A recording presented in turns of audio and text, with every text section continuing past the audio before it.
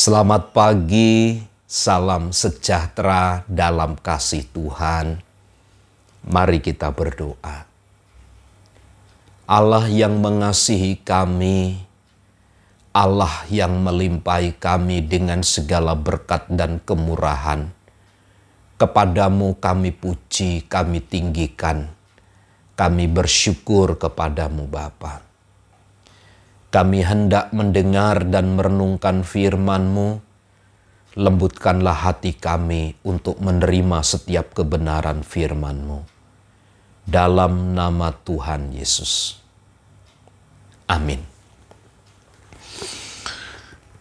Amsal 17 ayat yang ke-11. Orang durhaka hanya mencari kejahatan, tetapi terhadap dia akan disuruh utusan yang kejam. Seperti dalam kitab Roma pasal yang ketiga ayat 23 dan seterusnya. Dan pasal 6,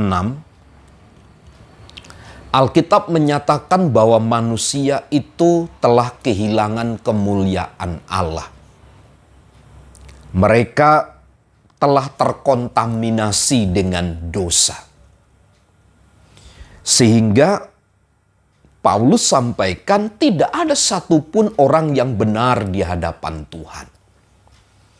Tetapi oleh karena darah Yesus, kita dibenarkan oleh kematiannya di atas kayu salib.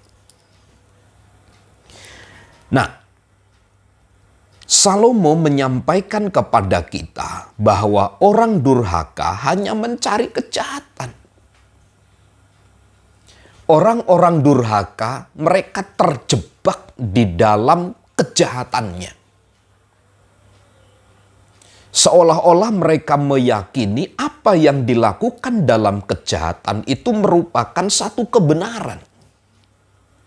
Itulah penghukuman dari Tuhan kalau menurut dalam kitab Roma.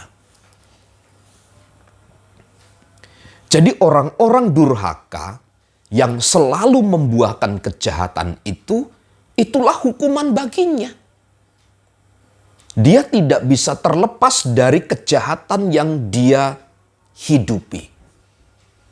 Dia akan terus bekerja di dalam kejahatan demi kejahatan. Fokus hidupnya bagaimana membuahkan kejahatan itu orang-orang durhaka. Mereka hanya mencari bagaimana supaya orang jatuh. Bagaimana supaya orang tidak hidup. Bagaimana orang itu bisa tidak mendapat sesuatu pun. Kalaupun dia melihat orang yang baik diberkati, mereka akan benci. Itu adalah ciri khas dari orang-orang yang durhaka karena dia hanya mencari kejahatan semata. Tidak senang baginya untuk melakukan kebaikan.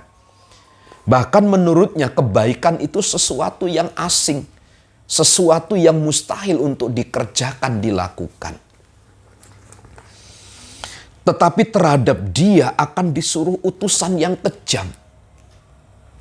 Kepada orang-orang yang durhaka seperti inilah akan diutus, dikirim orang-orang yang kejam.